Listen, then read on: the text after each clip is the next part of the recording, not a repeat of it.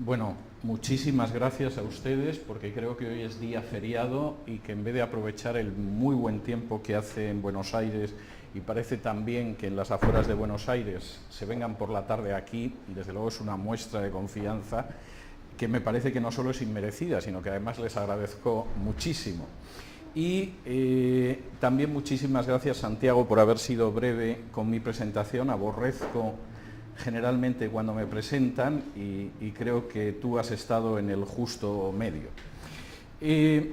Voy a intentar en los próximos minutos tratar un tema que es absolutamente subjetivo, que es absolutamente personal, que casi me atrevería a decir que es íntimo, pero que de todas formas es el que voy a exponer porque creo que tiene paralelos con las experiencias de otras personas y podría llegar a tener paralelos con las experiencias de otras personas, y es simplemente el hecho de por qué soy cristiano. No solamente porque soy cristiano, sino porque además no lo oculto, que es algo que no suele ser muy habitual. Hay gente que podría reconocer entre amigos en círculos más o menos cerrados e íntimos que es cristiano, pero en fin, se guardaría mucho de expresarlo en un ambiente universitario, en un ambiente laboral, en un ambiente cultural. Como pueden ustedes imaginarse, hablar de por qué es uno cristiano, aparte de ser una cuestión totalmente subjetiva y personal y casi íntima, implica entrar en una serie de cuestiones que yo voy a poder abordar solamente a vuelo de pájaro. Lo que yo voy a decir en los próximos minutos, procurando no abusar de su paciencia, no pasa de ser algunas pinceladas aisladas de lo que seguramente sería un fresco muchísimo más amplio. Es más, soy consciente de que algunos de los temas que voy a mencionar, dando simplemente 2 o 3 pinceladas, son temas que podrían ser objeto de una exposición detallada y que podrían ser objeto de un máster. Como además alguno de esos temas ha tenido como consecuencia que yo escribiera un libro no especialmente breve, pues evidentemente ya pueden imaginarse que no tengo la ambición desatada y absurda de resumir en 5 minutos lo que a lo mejor he expuesto en 500 páginas. Pero sí quisiera mencionar 3 aspectos por los que yo soy cristiano y por los que además creo que cualquier persona que pretende ser honrada intelectual y espiritualmente tiene que pensar si efectivamente es cristiana o si merecería la pena poder decir que es cristiana. La primera razón, que para mí es una razón decisiva, quisiera decir que si realmente no se diera esa razón, con toda seguridad yo no sería cristiano, es el hecho de que amo la verdad y no me resisto a la verdad. En muchísimos casos el gran problema no solo es que nos mientan o no nos digan la verdad, son nuestras propias resistencias a la verdad. Estamos dispuestos a aceptar determinadas verdades siempre que las verdades lleguen hasta cierta línea roja. A partir de cierta línea roja es muy común que el ser humano tenga una serie de resistencias que se le disparan. Y en ese sentido yo tengo que decir, no considero que sea un mérito especial, es hasta posible que sea un gravísimo defecto, pero para mí la verdad no tiene líneas rojas. Y de hecho, cuando yo me convertí en cristiano, hace ahora 41 años, este año hará 41 años, se debió fundamentalmente porque a mí me interesaba conocer la verdad y abrazar la verdad, sin ningún tipo de límites. Supongo que la adolescencia hace que uno tenga esas audacias o esas locuras, y efectivamente el cristianismo recogía la verdad. Permítanme que cite solamente algunas de las pinceladas que me tocaron enormemente a la hora de ver que en el cristianismo estaba la verdad. En primer lugar, el cristianismo parte de una serie de fuentes históricas que no tienen paralelo en ninguna otra cosmovisión espiritual. Primero, la transmisión de esas fuentes es absolutamente extraordinaria. Del Nuevo Testamento tenemos entre los siglos I y IV aproximadamente unos 5.000 manuscritos completos o parciales. Seguramente para los que ven las ediciones de bestseller hoy en día esto no signifique mucho, pero quisiera decirles que en términos generales es algo que carece de parangón en la historia. Cualquier persona que se acerque hoy en día a leer La Guerra de las Galias de Julio César, que algunos tradujimos cuando éramos estudiantes de latín en el bachillerato y que por supuesto tiene una veracidad que nadie ha cuestionado, se encontraría única y exclusivamente con 3 manuscritos. De esos 3 manuscritos, 2 tienen un cierto valor, otro es un manuscrito semicorrupto, pero el más cercano a Julio César está a 900 años de distancia de cuando Julio César escribió la Guerra de las Galias, y es el manuscrito más antiguo. Por supuesto, no negamos en absoluto su valor. Si alguno de ustedes tiene la tentación de leer, por ejemplo, La República de Platón, libro que sigue siendo extraordinariamente interesante, la distancia que hay entre el manuscrito más antiguo de La República de Platón y aquel que escribió originalmente Platón es una distancia de 1200 años, año arriba, año abajo. Nos sucede exactamente igual con todas las fuentes de la antigüedad. Siempre estamos hablando de un número de siglos entre la redacción de la fuente y el primer manuscrito que ha llegado a nosotros, que generalmente contamos con 1, 2, 3 manuscritos. A veces ni siquiera tenemos la obra completa. Por ejemplo, la gran historia de Roma de Tito Livio no nos ha llegado completa, hemos perdido muchos de sus libros, que nos hubiera gustado leer, sobre todo a los historiadores.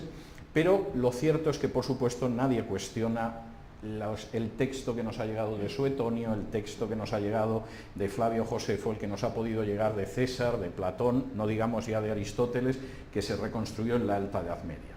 Los evangelios no tienen ese problema. Es más, los manuscritos más antiguos de los evangelios apenas son unos años posteriores a los hechos que narran. El papiro más antiguo que tenemos de los evangelios es el papiro Tide, un papiro encontrado hace apenas unos años, que recoge un fragmento del Evangelio de Mateo. El papiro Tide habría que fecharlo posiblemente en la década de los años 40 del siglo I. No voy a decir que Mateo al pie de la cruz estaba tomando notas, pero da la sensación de que no esperó mucho más para escribir su evangelio, y en ese sentido, incluso los que en algún momento creímos que podía existir un documento Q entre los hechos y los evangelios, algunos hemos tenido que reconocer que nuestra conclusión no pasó de ser un pecado de juventud, porque Mateo es un texto demasiado antiguo. Juan, que es uno de los textos que se suele considerar más tardíos, de acuerdo al papiro Rylands, tuvo que escribirse, por lo menos la copia más antigua que tenemos es de la última década del siglo I. Es decir, de nuevo estaríamos hablando de una distancia muy cercana que no se da ni de lejos, ni por cantidad, ni por calidad en ninguna obra de la antigüedad. Los mismos evangelios son textos bastante más antiguos de lo que hemos creído o de lo que han creído algunos durante bastante tiempo. Quisiera decir que, por ejemplo, la primera biografía de Buda que ha llegado a nosotros no está menos de medio milenio distante de Buda. Es decir, hasta que alguien decidió escribir una biografía ya bastante embellecida y mitificada, había pasado al menos medio milenio.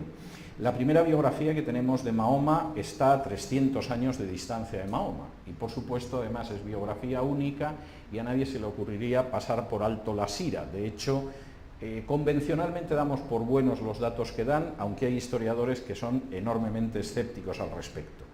Los evangelios se escriben en apenas unas décadas. Mateo, estamos hablando de un texto seguramente de los años 40, si es que no es anterior, y el papiro Tide simplemente es nuestro papiro más antiguo, pero no es el más antiguo. En el caso de Lucas, estamos hablando de un texto posiblemente de la década de los años 50 como muy tarde. Lucas, como sabrán los que hayan leído el Nuevo Testamento, es la primera parte de una obra historiográfica del médico Lucas, que tiene como segunda parte el libro de los Hechos y como primera parte el Evangelio de Lucas. El libro de los Hechos, como muy tarde, tuvo que escribirse en torno al año 60. De hecho, no hay un solo acontecimiento mencionado en Hechos, aunque hubiera sido muy interesante, que sea posterior al año 60. En realidad, no posterior a la década de los 50. Por ejemplo, es absolutamente increíble que Lucas, que menciona a Santiago, el hermano de Jesús, con profusión en el libro de los Hechos, no nos relatara su muerte, que tuvo lugar en el año 62, pero no nos la relata simplemente porque Hechos se escribió antes. Y dado que Lucas escribió antes que Hechos, estamos hablando de un libro que pudo escribirse quizá 10, 15 años después de la crucifixión de Jesús, lo cual es un tiempo verdaderamente notable. Además, Lucas, voy a resistir la tentación de entrar en Lucas, porque esta es una de las tentaciones que tengo ocasionalmente. Lucas es un historiador a la altura de los grandes historiadores clásicos. Es un personaje que como historiador supera claramente a Heródoto, estaría desde luego a la altura de un Tucídides, y en el momento de fijar con exactitud datos históricos es superior a los historiadores romanos de la época. De hecho, hasta el siglo XIX había quien pensaba que Lucas se había equivocado con los títulos de magistrados que aparecen en el libro de los Hechos, hasta que a finales del siglo XIX las excavaciones en Asia Menor de pronto nos descubrieron que Suetonio o Tácito eran menos cuidadosos a la hora de hablar de los cargos públicos de lo que era, por ejemplo, Lucas, que era enormemente exacto. Los títulos que él daba eran exactamente los títulos que se encontraban en las excavaciones arqueológicas. En ese sentido, y tengo que insistir en ello, ciertamente los evangelios tienen una solidez extraordinaria y en algún caso de pronto nos descubren a los historiadores que algunas de las ideas preconcebidas que teníamos sobre la época son ideas absolutamente erróneas. Finalmente el texto del evangelio es muy claro.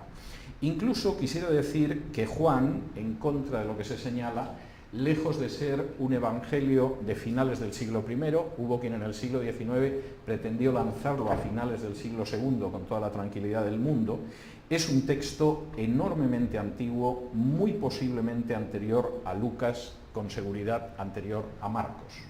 De hecho, Juan es diferente, no porque quisiera complementar lo que no habían contado otros, de hecho hay cosas que habían contado los otros evangelistas y que sin embargo Juan relata también, Juan tiene su propio plan, sino que es toda una visión y una redacción extraordinariamente meticulosa, con un cuidado historiográfico que en algunas ocasiones te deja pasmado y reproduciendo toda una transmisión de la vida de Jesús, insisto, extraordinariamente primitiva. En ese sentido, hay incluso algún autor que ha llegado a pensar que quizá el primer evangelio que se escribió fue el de Juan, y como los hechos de Jesús, tal y como dice Juan, no habría libros en el mundo para relatarlo, los otros evangelistas se lanzaron también a contar su versión de la vida de Jesús, porque lo de Juan sabía ciertamente a poco, solo cuenta, por ejemplo, 7 milagros, lo cual es un número claramente simbólico. En ese sentido, lo que aparece contenido en los evangelios es demasiado antiguo, demasiado cercano, demasiado abundante, demasiado fidedigno, como para ser rechazado, y desde luego va mucho más allá que otras fuentes históricas. Eso es algo que a mi juicio resulta enormemente interesante desde el punto de vista de investigar la verdad. No tiene comparación tampoco con ningún otro proceso religioso. Algo similar sucede con el hecho central de la historia cristiana, que es el hecho de la resurrección.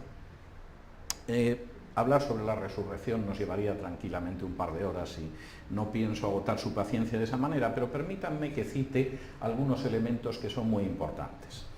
En el año 1878, un grupo de arqueólogos franceses que se encontraba en la localidad galilea de Nazaret. Nazaret es una pequeña localidad que algunos ignorantes siguen insistiendo en que no existía en la época de Jesús, está más que excavada la Nazaret de la época de Jesús, era una colina de roca blanda que hacía que la gente excavara dentro de la colina sus viviendas, es decir, no colocaban sobre la colina las viviendas, sino que la excavaban porque es una roca muy blanda, y entonces eso permitía que la gente viviera dentro de las cuevas que excavaban, cuevas artificiales, y al mismo tiempo pues el negocio lo desarrollaran fuera de la casa, y podían poner el tenderete de un carpintero, de un zapatero a las afueras de la cueva, y en la época de Jesús sabemos que ahí vivían aproximadamente unas 80 familias, o sea que en contra de los ignorantes o malintencionados, desde luego si hay un enclave en Israel, en la Palestina actual, donde sepamos prácticamente todo sobre la época, ese enclave es Nazaret, sabemos más de Nazaret que de Jerusalén, quisiera aclararles, aunque el yacimiento quizá no sea tan importante. Y en el año 1878 un grupo de arqueólogos franceses dio con un hallazgo verdaderamente llamativo. El hallazgo, que era una placa de piedra, tenía como inscripción inicial las dos palabras griegas diatagma Caesaros, es decir, decreto de César. Y era algo verdaderamente peculiar, no hemos encontrado paralelos en otra parte del imperio, porque mostraba la ira del emperador de Roma. Nazaret en ese momento ya no estaba gobernado por un rey de Galilea, sino que formaba parte del imperio. Eso sucedió a partir del año 44 con el emperador Claudio, emperador que estaba irritado porque había gente que robaba cadáveres y se los llevaba a otro sitio con ánimo de engañar, según dice el decreto de César. En otras palabras, aproximadamente una década y media después de que crucificaran a un revoltoso que se llamaba Jesús, todavía había gente que seguía insistiendo en que había resucitado, y el emperador Claudio consideró que la mejor manera de acabar con esa gentuza era emitir un nuevo tipo penal hasta entonces desconocido en el derecho romano. El derecho romano, por supuesto, castigaba robar tumbas, llevársele los cadáveres de las tumbas, saquearlas, pero jamás se había planteado la idea de castigar el que alguien se llevara un cadáver de una tumba a otro sitio con ánimo de engañar. Lo cual, dicho sea de paso, es la explicación judía que, por supuesto, empezó a difundirse desde el mismo momento en que la tumba quedó absolutamente vacía.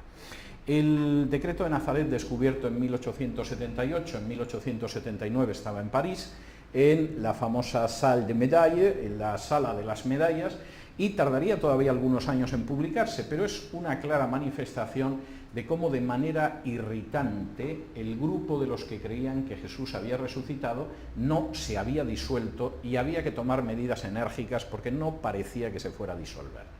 De hecho, a la altura del reinado de Claudio habían llegado a Roma y parece que eran bastante molestos. Suetonio dice que, como en un momento determinado discutían con los judíos, intentando mostrarles que Jesús era el Mesías, Claudio cortó por lo sano y decidió expulsar a todos los judíos de la ciudad de Roma para que dejaran de discutir sobre el tal Cristo, tal y como cuenta Suetonio en su vida de Claudio. De manera que el decreto de Nazaret muestra lo empecinados que estaban los cristianos en creer en la aparición de Jesús. Esto era tan sorprendente para algunas personas que en torno al año 95, el historiador más importante de la historia del judaísmo en la antigüedad, que es Flavio Josefo, escribiendo las antigüedades de los judíos, en las que cita dos veces a Jesús, una para hablar de la muerte de su hermano Santiago y decir que Santiago era el hermano del Jesús del que decían que era el Mesías, y la otra para hablar algo más de Jesús. En el texto más amplio, en el que habla de que apareció un hombre que se llamaba Jesús, que realizaba obras poderosas, que le seguía mucha gente, que lo acabaron ejecutando porque los príncipes de nuestro pueblo no lo veían bien, etcétera, etcétera. En un momento determinado, Josefo dice que, que los discípulos decían que se les había aparecido vivo.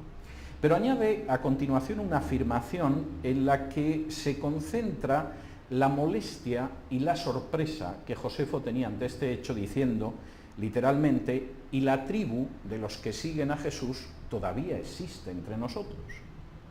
De manera que no podemos entender, a más de 60 años de distancia, a pesar de que a Jesús las autoridades de nuestro pueblo decidieron arrancarle la vida, sigue teniendo seguidores. Esa tribu, y el término en griego no es un término amable, en fin, la secta, peor que la secta, la tribu de los que siguen a Jesús, todavía siguen pululando por aquí, lo cual es incomprensible. Y sin embargo uno diría que es bastante lógico, porque en última instancia la resurrección contenía una serie de elementos que explica por qué la tribu de los cristianos seguía existiendo para malestar de Josefo a finales del siglo I y sigue existiendo a inicios del siglo XXI para malestar de mucha más gente que Josefo. En última instancia, la resurrección había empezado con una tumba vacía cuyo cadáver no consiguió encontrar nadie. Si efectivamente los dirigentes judíos o los romanos o cualquier otro se llevó el cadáver, lo cierto es que nadie sacó a la luz ese cadáver. Empezó con unos discípulos totalmente amedrentados que se resistían a creer que su maestro se hubiera levantado desde los muertos. Es más, cuando llegaron mujeres seguramente anunciándolo, seguramente dijeron: esto es cosa de mujeres, y no hicieron caso. Aunque alguno como Pedro y Juan, en fin, tuvieron por lo menos la prudencia de acercarse al sepulcro a ver qué había de verdad en lo que decían las locas estas. Y continuó no solamente con el cambio absoluto y radical de hombres asustados que no creían a mujeres supuestamente enloquecidas y que de pronto se encontraron cara a cara, en el sentido más literal, con su maestro, sino también con la conversión de incrédulos que de pronto se encontraron con el Maestro. Por ejemplo, uno de los hermanos de él, Santiago.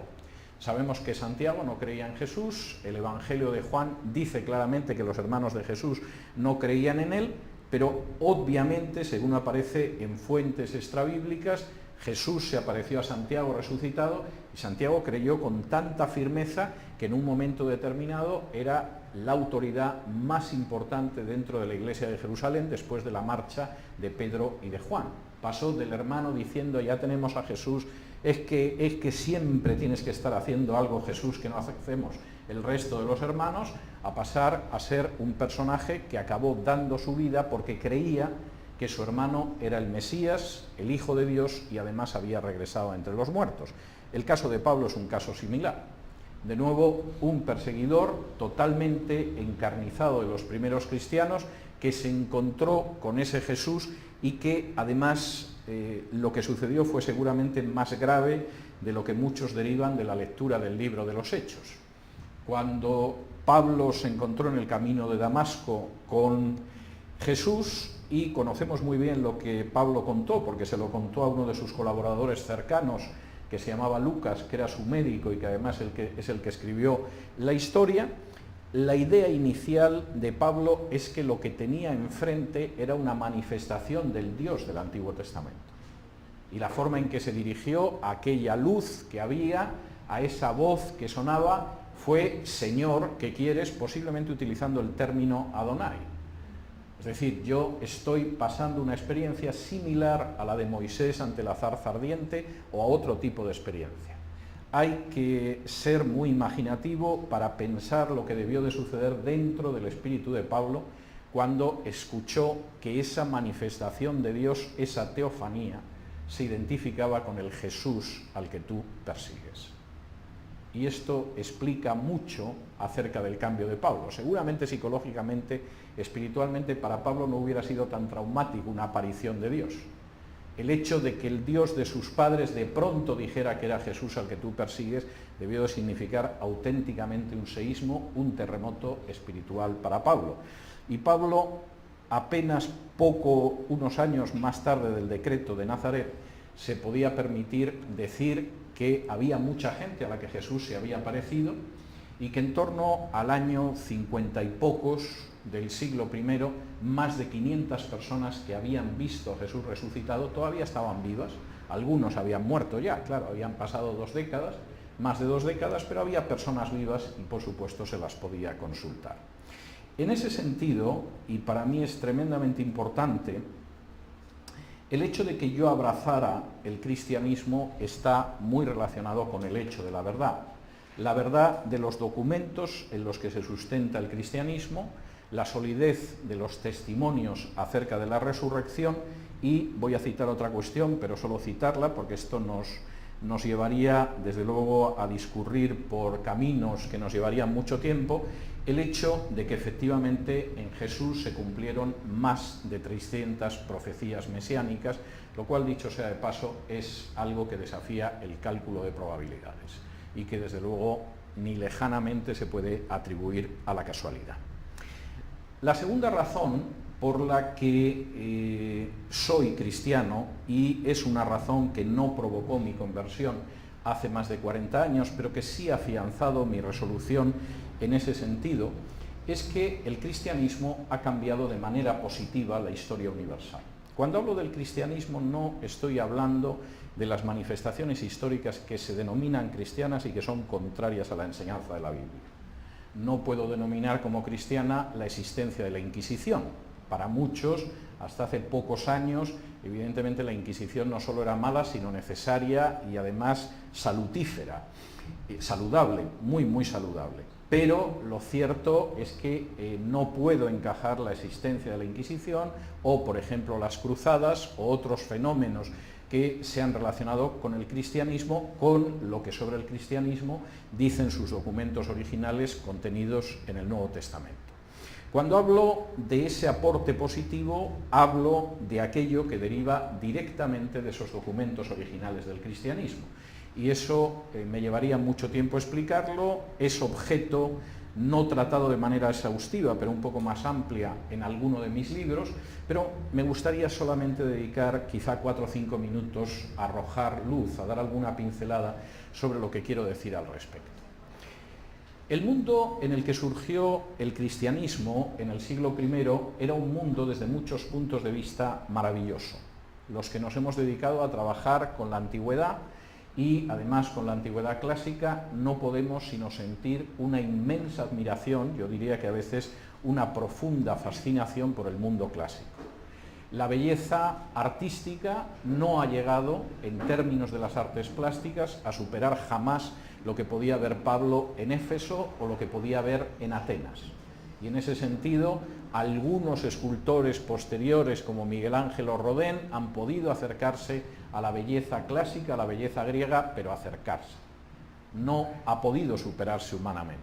En términos arquitectónicos hemos podido construir edificios más altos, pero difícilmente más bellos que los edificios que adornaban las ciudades de Grecia o de Roma. No sabemos cómo era su música, de modo que es posible que Bach y Beethoven y Mozart y Wagner sean superiores, pero carecemos de punto de referencia. En términos de literatura, casi todo está inventado en Grecia. Y en ese sentido no solo es el origen del teatro, es el origen de la filosofía y por supuesto es incluso hasta el origen de las novelas de aventuras y de la literatura fantástica. Y personalmente no encuentro inferior, por ejemplo, a Apuleyo y su asno de oro, a algunas de las novelas de terror o de literatura fantástica que ahora mismo tengan éxito. Incluso hasta inventaron la pornografía. Y quien lea, por ejemplo, el Satiricón de Petronio encontrará una forma de pornografía bastante más elegante que las 50 sombras de Grey, de modo que era una cultura desde muchos puntos de vista que a algunos nos sigue fascinando. Yo mismo considero que el día que no leo algo en griego es un día perdido, de modo que hablo con profundo amor hacia esa época de la historia.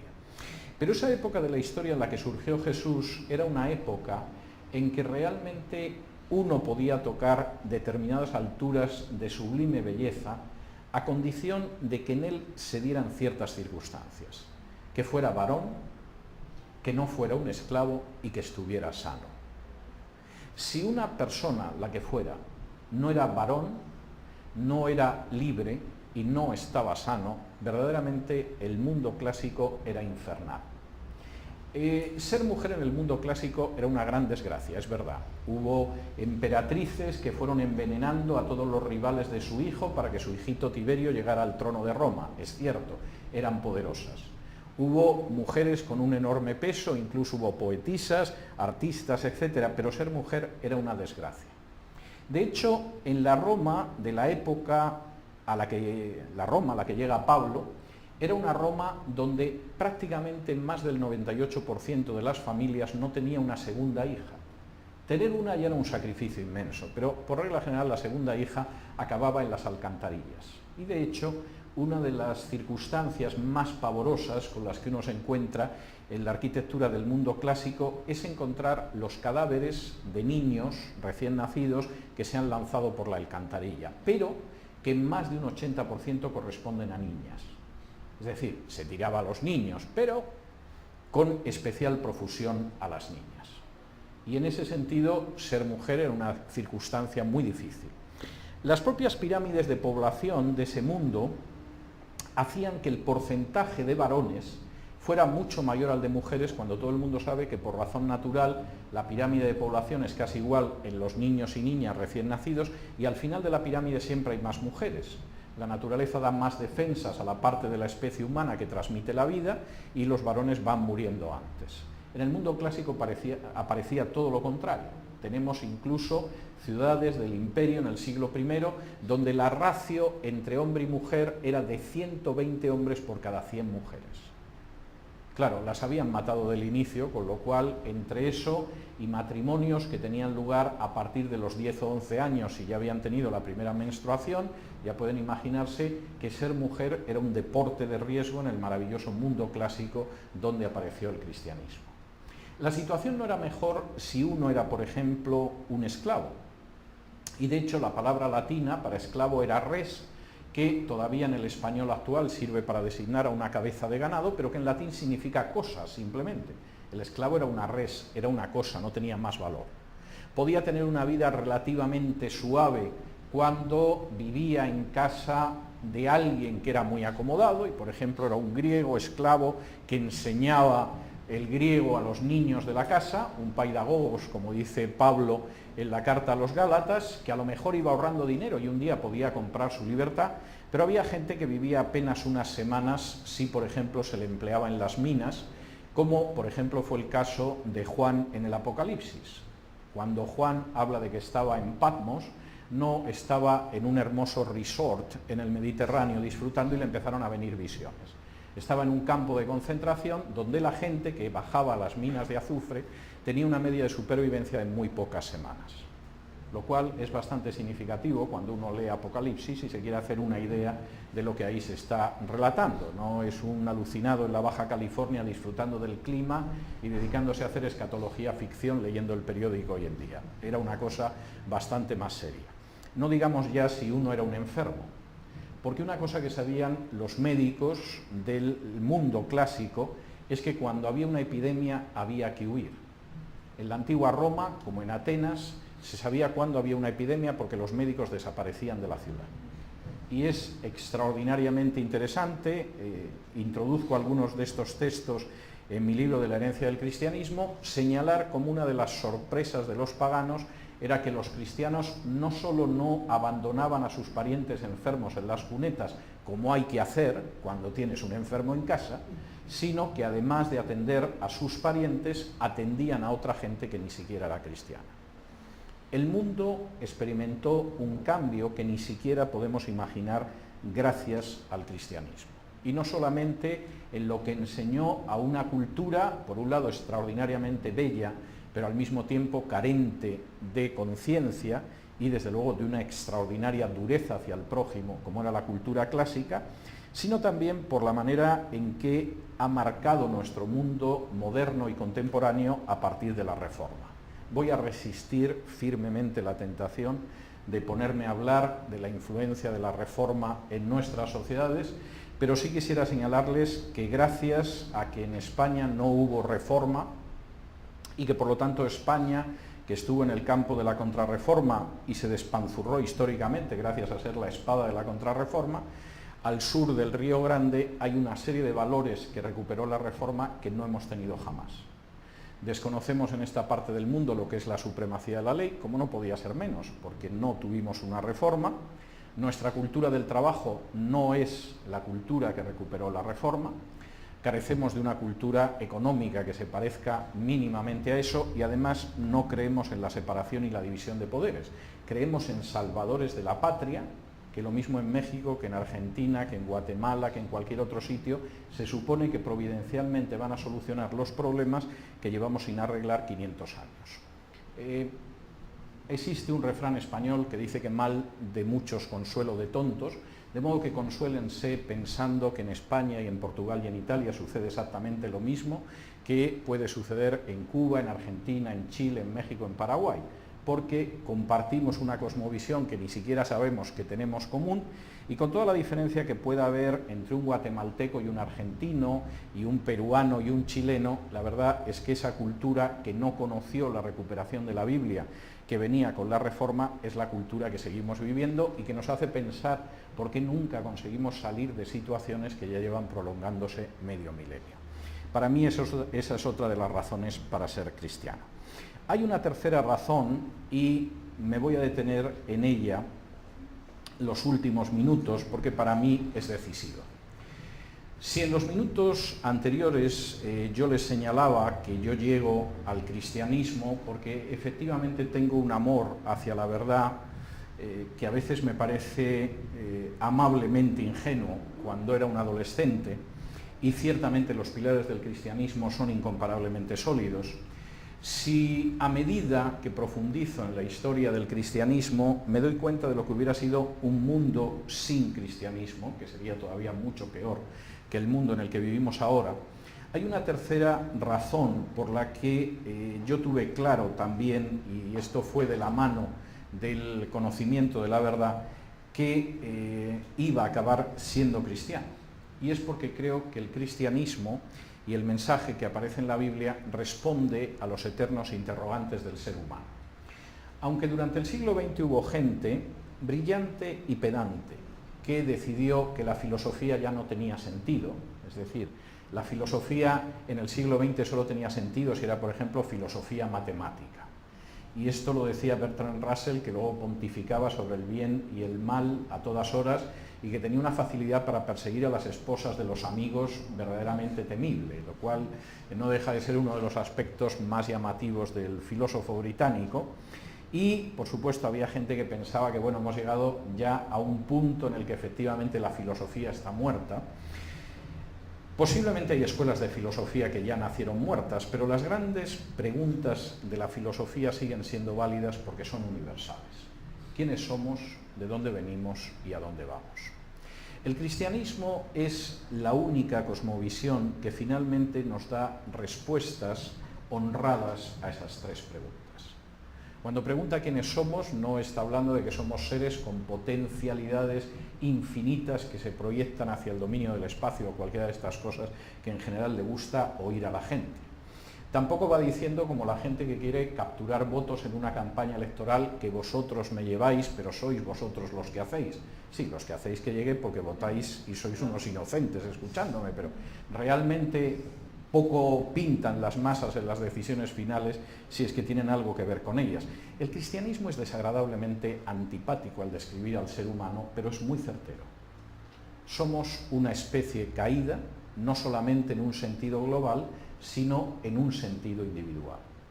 Todos y cada uno de nosotros somos precisamente parte de una especie que está fatalmente afectada por una palabra que casi no se pronuncia porque es de mala educación y que es la palabra pecado.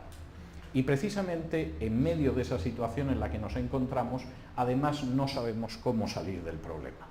Por supuesto, los sistemas religiosos intentan negociar con Dios la manera en que va a salir del problema. Y tengo que decirles que los últimos predicadores no se diferencian en absoluto de la gente que vendía indulgencias en la época de Lutero o que eran en un momento determinado los vendedores de templetes de Diana de los Efesios. Es decir, finalmente es la idea de que yo negocio con Dios y establezco lo que los romanos llamaban el do ut des, te doy para que me des. Y en ese sentido, esa es una respuesta que seguramente para algunos debe ser tranquilizadora.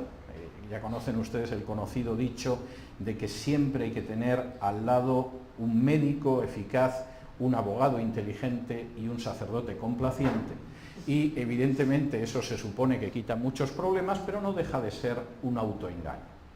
La Biblia nos dice que estamos en una situación de pecado de la que no podemos emerger, en la que no podemos pretender negociar con un Dios omnipotente que es absolutamente justo y que no va a declarar justo a quien no lo es. Y que además, para terminarlo de arreglar, cualquier tipo de componenda y de arreglo que nosotros pensemos no será aceptado por su justicia.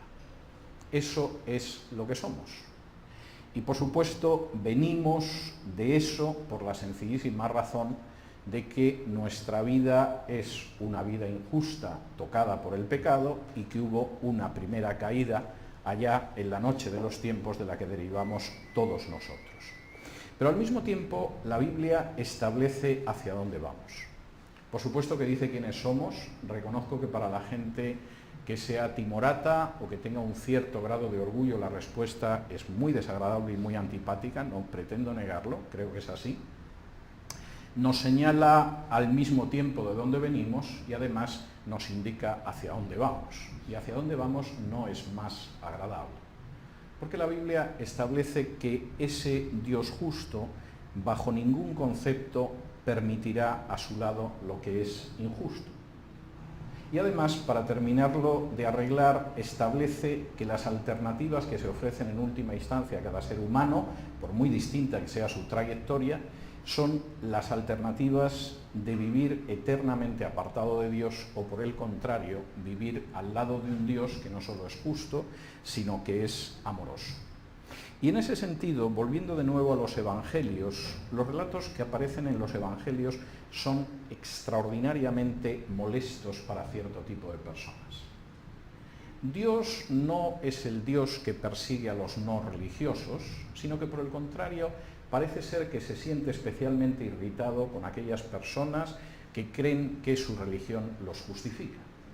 Incluso Jesús, que era bastante impertinente, nosotros tenemos una imagen de Jesús muy edulcorada, muy de Hollywood, hasta pensamos que tenía los ojos azules, que lo más seguro es que no. Pero Jesús, aparte de tener un fino sentido del humor, que hería mucho a algunas personas, era enormemente impertinente. Piensen, por ejemplo, en alguno de sus relatos. En una de sus parábolas, recogida por Lucas, cuenta que al templo de Jerusalén subieron 2 personas a orar. Una era un asqueroso publicano, que era esta gente que recogía impuestos. La gente que recoge impuestos son unos asquerosos en todas las sociedades. Todo el mundo lo sabe, eso es una creencia universal, pero este además lo recogía por cuenta del ocupante romano. Y un fariseo, que como su nombre indica, era un parush, un apartado, alguien que vivía exclusivamente pensando en Dios. Y Jesús prosigue el relato diciendo que el fariseo se había colocado en la parte de delante del templo y empezó a hacer una exposición sólidamente racional de quién era. Él, en primer lugar, era una persona que cumplía la Torá, la ley de Moisés, y que desde luego no era como el publicano aquel repugnante que había al fondo del templo. No era una persona que mintiera, no robaba, no mataba, no cometía adulterio, y nada nos hace creer que no estuviera diciendo la verdad al presumirlo. En segundo lugar, era una persona que iba mucho más allá de la ley de Moisés. Por ejemplo, ayunaba 2 veces a la semana. Es curioso porque la ley de Moisés habla de un solo ayuno obligatorio, solo el día de expiación, el Yom Kippur. De modo que este hombre venía a ayunar unas 104 veces más, 103, de lo que se supone que debía de ayunar alguien. Reconozcan ustedes que como forma de mostrar la eficacia espiritual del ayuno, este daba el 100 por 1. En términos de diezmos iba también mucho más allá de lo que exigía la Torá. Este daba el diezmo de todo lo que ganaba, que es esa división de Moisés de diezmo en 3 años, en grupos. No. Eso es para los miserables que se aferran a su bolsillo. El fariseo daba el 10% de todo lo que ganaba. El pobre y miserable publicano no pretendía nada de esto. Era consciente de que era un pecador. Desde luego no iba a diezmar los impuestos que recogía para Roma, seguramente no ayunaba jamás, y curiosamente estaba al fondo con la cabeza bajada, golpeándose el pecho y diciendo: sé propicio a mí porque soy un pecador. En otras palabras, era consciente de que no podía llegar a un acuerdo, un pacto o algo parecido con Dios, porque era un simple pecador. Jesús, de la manera más antipática posible, concluye esta parábola de una manera escandalosa. El hombre súper espiritual y súper religioso, súper donante, se podría decir incluso, y súper ayunante, no bajó justificado a su casa. Y el que era un pecador y reconoció que lo era, y que no había ninguna base para recibir perdón, y que lo único que podía era arrojarse a los pies de Dios diciendo: perdóname, es el que bajó justificado a su casa. Reconozcan ustedes que esto hunde la publicidad de cualquier religión. A mí no me sorprende que a Jesús le crucificaran, lo que me sorprende es que tardaran tanto en hacerlo. Ahora, fíjense en otra de las historias de Jesús, posiblemente su parábola más conocida y más mal titulada, porque la gente se empeña en hablar del hijo pródigo, cuando en realidad la parábola tendría que llamarse de los 2 hermanos o del buen padre, pero no del hijo pródigo, que es el protagonista solo de la primera parte. Jesús cuenta la historia de 2 hermanos. Uno era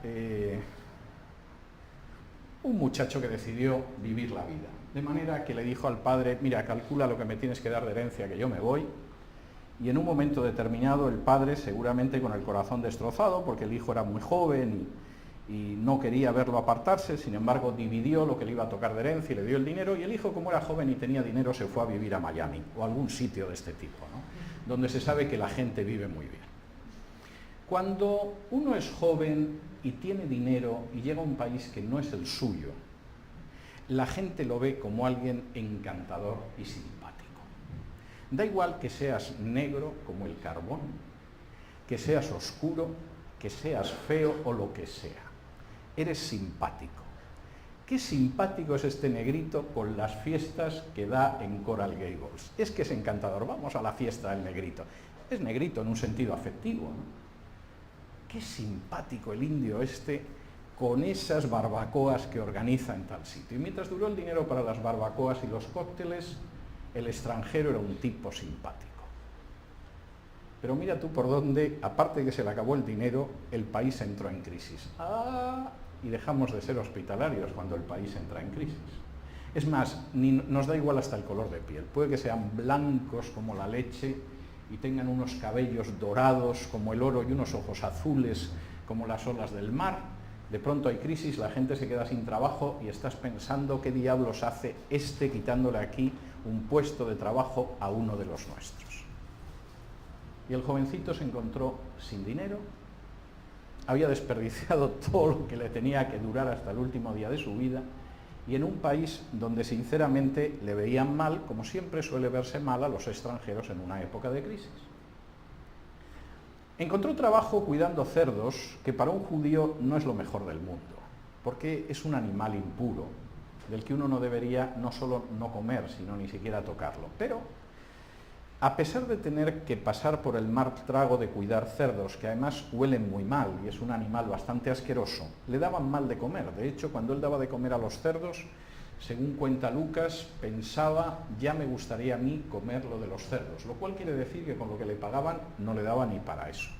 Los cerdos se llenaban el vientre de algarrobas y a él le tocaba seguramente comerse un triste sándwich al final de trabajar durante un montón de horas, y en un momento determinado volvió en sí, y la palabra que utiliza Lucas es la misma palabra que se utiliza cuando uno se despierta después de una horrorosa borrachera al día siguiente y vuelve en sí, dice, Dios mío, ¿con quién me acosté anoche? ¿Qué bebí? Bien, eso fue lo que le pasó al hijo, y de pronto decidió que iba a regresar a su casa. El texto de Lucas dice que además hasta se hizo un guión con lo que iba a decir. Iba a decir, Padre, he pecado contra el cielo y contra ti, no merezco ser llamado hijo tuyo, trátame como uno de tus jornaleros. Y seguramente lo iba repitiendo durante el camino y no pudo volver en avión, ni siquiera en la clase turista de LATAM, porque realmente no tenía un céntimo, de modo que tuvo que regresar caminando desde Dios sabe dónde hasta su casa. Y en el camino de regreso iba repitiendo aquello de Padre, pecado contra el cielo y contra ti, no merezco ser llamado hijo tuyo, hazme como uno de tus jornaleros. Y después de días y días de caminar, en eso que en España se llama el coche de San Fernando, es decir, un ratito a pie y otro andando, llegó cerca de la casa de su padre. El texto de Lucas dice que el padre estaba fuera de la casa y de pronto lo vio a lo lejos. Yo me he preguntado muchas veces si el padre que un día vio marchar a su hijo tan contento con los bolsillos llenos, no salía todos los días, cuando acababa la jornada de trabajo, a ver si regresaba su hijo o si alguien le traía noticias de su hijo. Miraba un rato la línea del horizonte, no veía nada y volvía a entrar en su casa. Pero de pronto aquel día descubrió en lontananza un bultito y clavó la mirada en el bultito. Y el bultito se fue haciendo más grande. Pero si es mi hijo. Y el padre echó a correr hacia él. No esperó a que llegara el hijo. Y el hijo, según cuenta Lucas, empezó a contarle el guión y empezó a decirle eso de Padre, he pecado contra el cielo y contra ti. Pero el padre no le dejó acabar la historia. O sea, el hijo había repetido 3.580 y tantas veces la frase, pero el padre no le dejó acabarla. Y convocó una fiesta y mató al becerro cebado y le puso un calzado, porque seguramente ya ni calzado le quedaba después del viaje, y un anillo, y empezaron a celebrar. Y el texto de Lucas dice, este era mi hijo que estaba muerto y ahora ha vuelto a la vida y lo celebramos. Fin del primer acto. Pero la parábola tiene un segundo acto. Había un hijo que todo el mundo pensaba que era bueno, no había pedido dinero, no se había gastado nada, trabajaba en la casa, en fin, esos que algunos piensan que es un hijo ejemplar y que a veces cuando se abre el testamento descubres cómo es el hijo. En este caso no hubo que abrir el testamento. Cuando llegó a la casa, escuchó la música en casa, llamó a uno de los criados y le dijo: ¿qué está pasando? No, tu hermano, que fíjate, el tiempo que no sabíamos de él ha vuelto, tu padre está como loco de alegría, dice que bueno, que estaba muerto y ha regresado entre los muertos y ahora está vivo. Y el padre sale y le dice: hijo, entra a la fiesta. Y el hijo le contesta algo que hubiera podido decir el mismo Groucho Marx, que solía decir aquello de: yo jamás pertenecería a un club donde me dejaran entrar, lo cual era bastante claro. Mira, papá, yo no voy a entrar ahí. Pero ¿qué es esa fiesta con un sujeto que se llevó un montón de dinero hace un tiempo, que se lo ha gastado con prostitutas y ahora le haces una fiesta? Yo siempre me pregunto cómo ese hijo sabía que su hermano se había gastado el dinero con prostitutas, que no lo dice en ningún sitio de la parábola. A veces pienso que es un simple fenómeno de proyección psicológica. Él se hubiera gastado el dinero con prostitutas, pero no lo tenía.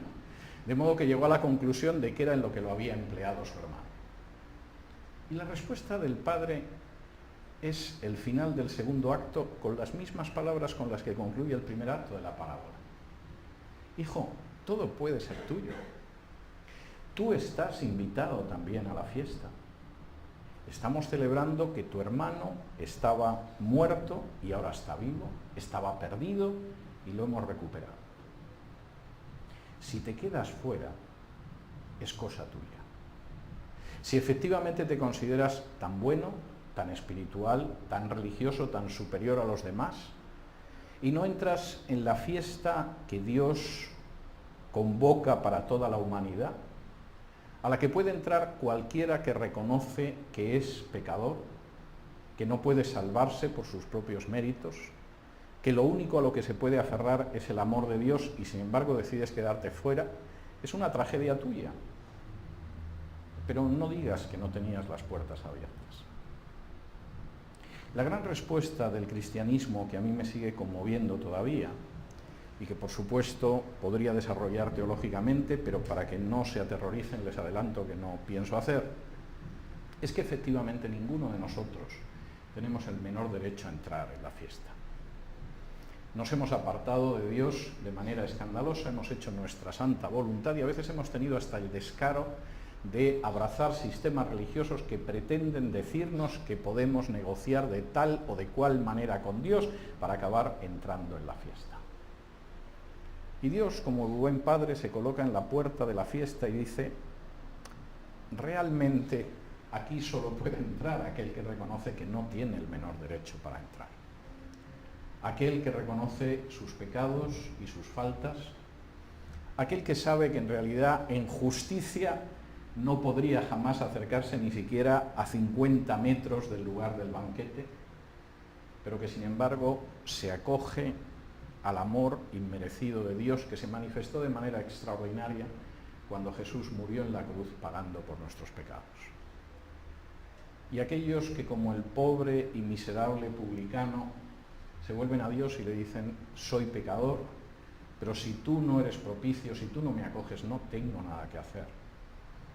O como el hijo extraviado, dicen: Padre, yo soy consciente de que he pecado contra ti y que realmente no tengo nada para poder decir que soy tu hijo, pero si tú me abres la puerta estará abierta.